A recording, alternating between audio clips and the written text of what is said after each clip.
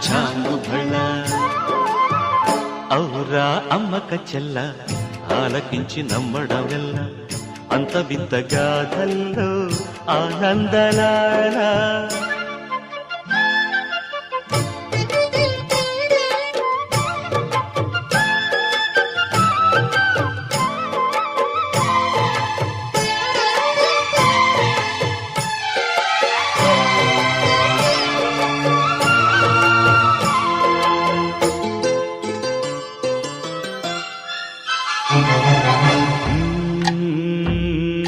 నల్లరాతి కండలతో